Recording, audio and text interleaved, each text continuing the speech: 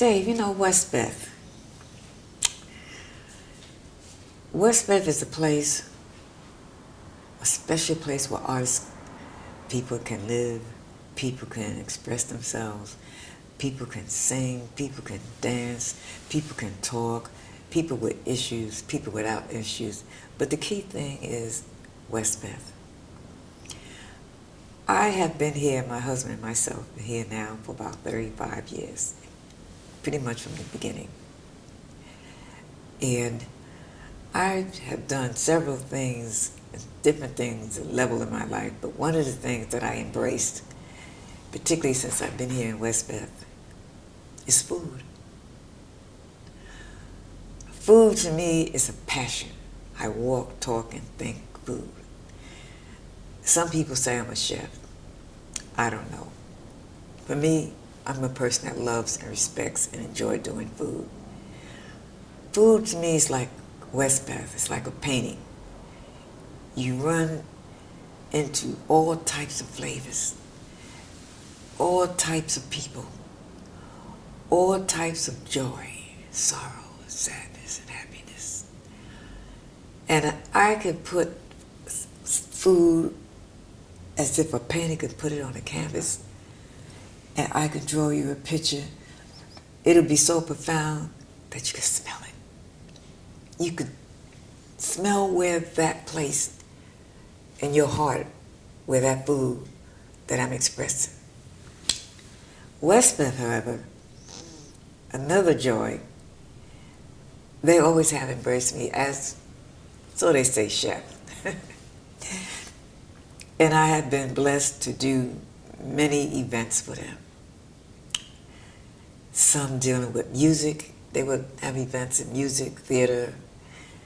Some in people who have left us but want a memorable moment with their family and loved ones. Food is not just something you put in your mouth, but think of where you've been, the person, the taste, the respect, the diversity, travel. And yes, we're still talking about food. To go on about this, it probably would take, I wouldn't say a lifetime, that's not necessary, but it can take me through travels.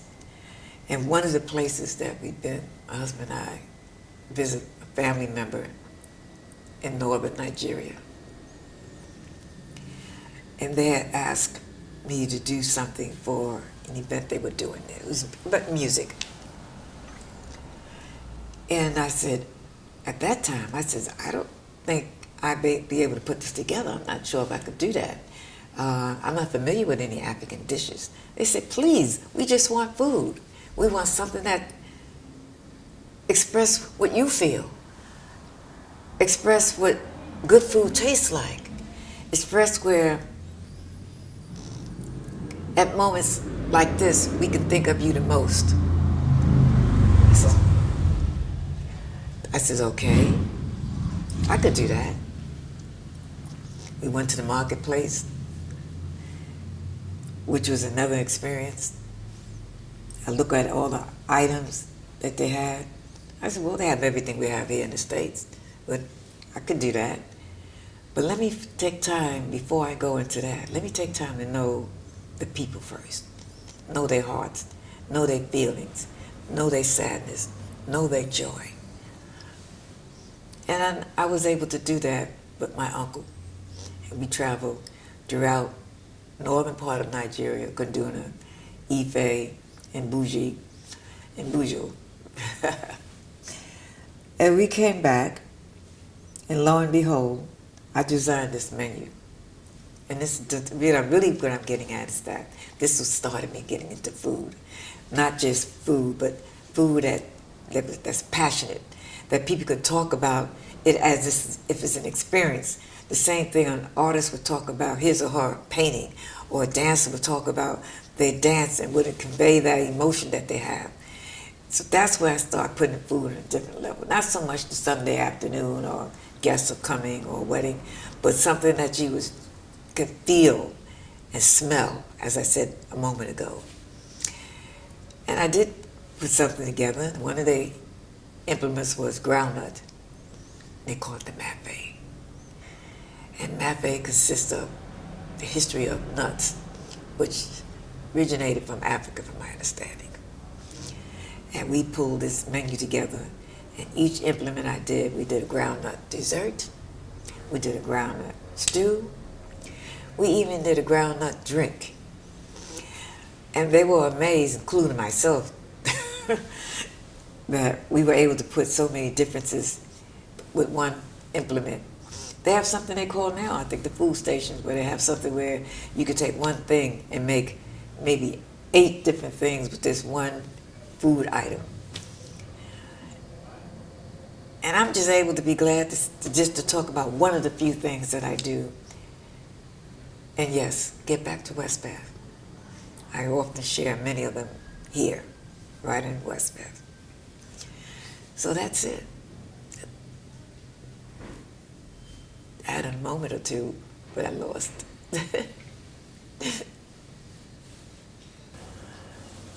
I'm going to start off by saying that, again, I'm going to start off by saying, not to go, when I say again, that's not for that purpose. Traveling. I start traveling very young, relatively young, in foreign places. I was blessed with doing costumes in the beginning of my career for theaters. Small Afro-American theaters like the Negro Ensemble, and I did, I forgot this name now, they had a theater, small theater, Ed Bullen Theater, Robert Macbeth. And the reason why I'm pausing right now, because I'm just recording the things that I had to do. I would go, I would read the script, I would watch the play, and then you got your sketchbook and start designing based on what you read, based on, the type of play that it was, whether it be history or dance or whatever. And Columbia University had chosen about, I would say, 10 persons for this trip. And that was going to Africa. And one was a weaver, one was the new breed, with the men's tailoring, one was the theater costume and high fashion haute couture, which is what I fit in. One was a blacksmith.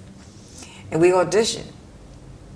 And they have chosen about 10 of us, and for a 6-week trip. The most interesting factor that I'm getting ready to bring is to the part that I'm interested in telling you is that when we came back, Tell It Like It Is on Channel 7 with Neil Goebel chose the outfits that I had designed based on from this trip. I needed a photographer to do the backdrops. And I heard of this photographer, and his name was Arnold. He had traveled. And we're talking about in the 60s now, so this goes way back, And I need someone that felt passionate about the travels that I felt. And he was the one, because I was even buying his work. I had big blow-ups in my loft apartment uptown of his work. I never met this guy before. So when his name came up, I said, I think this is good. We can use him. He's going to be perfect. And he had to do big blow-ups of the models with my design. And Neil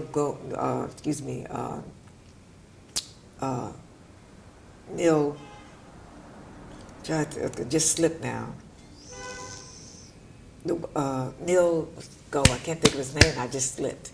But anyway, he needed to be able for me to talk, and each backdrop was synchronizing what I was saying based on the outfits.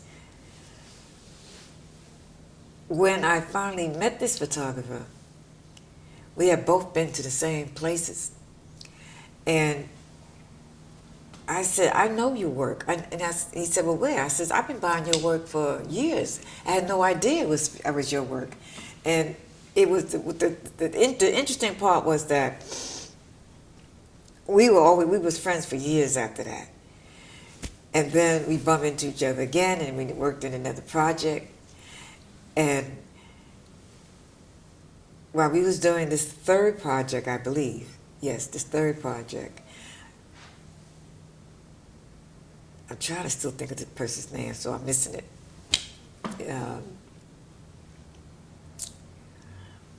I'm trying to make a point that when we end up going, we had to do the project, and we both was picked to go back to Africa. That's where I wanted to say. And unfortunately for me, who goes all the way to Africa and bump into an uncle? There's no way you do that. That's exactly what happened. And Arnold, my husband's a little slight built man with these huge cameras, and he's taking pictures. We was in a Land Rover, and he's taking pictures of the elephant coming towards us. And another time we had to go on this high cliff. He looked like if you sneeze, he was going to fall off the mountain. And my point is that I lived Indiana Jones before they did the movies. Every time that movies came up and we look at it, it was like this is what we were doing. We was going through mud just so he could take this picture. He was on a cliff, and all you see this little guy with this big camera, and if you sneeze, you just knew he was going to fall. I mean, we were chased because we went at a very precarious time when they had the Biafran War, and you weren't supposed to have cameras at that moment. Sometime you didn't make it the next day. So there were times when we was running for our lives with his camera swinging off his neck. We running down there trying to get that camera for us, not taking. And it wasn't a derogatory picture, but it was not the time to be doing that. And that happened twice. So as I said, they had picked us again, Channel 7, to do Renew Our Vows. And again, I was blessed, my husband and I, and we won that trip to renew our vows. And that was one of the stories that won, because they liked the way what went down with us as friends first, and then a couple. And that was one of my really good points to highlight in my life, to meet someone so adventurous, not unafraid. We both had a lot of guts, we both were gutsy and took risks and took chances and just grabbed life by the balls, And so it was a good time. It was a good place, I like that, So that's another, like I said, check of one of the things that I did in my life. Oh, another thing, from being a dancer, I was picked for Warner Brothers Jungle Habitat, and I majored at the time in jazz dance and African folklore. That the Guinea African Ballet taught me and my other dancers at the time, and we were able to get that contract with them, authentic dancing. It was around the time when you did Chuck Davis, Alatunje, but I think I had an edge on because I was doing those costumes, and and that was like really a broad point of knowing that when the people come in or the guests come in and they was able to see a show, I had the fire eaters, I had 6 drummers from Guinea, Senegal, and Mali, and that was another exciting thing. I got a chance to do ride on the elephants, camels, for them to do we open up the gates with that first thing in the morning when people first come in. That was another exciting thing. Mind you, that I almost went on myself and had to be near the lines and take press pictures. That was a scary part of it. But that's it. So I'm running out of time.